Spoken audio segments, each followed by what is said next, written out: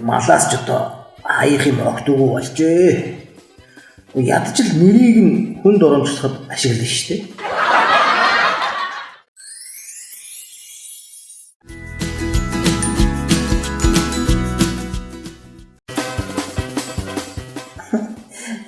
Би хөөрхнө.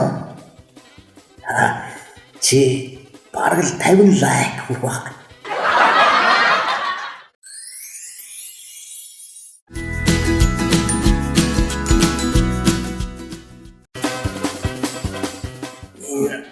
Бүдүүн хүмүүс яагаад сайхан сэтгэлтэй байд юм бол?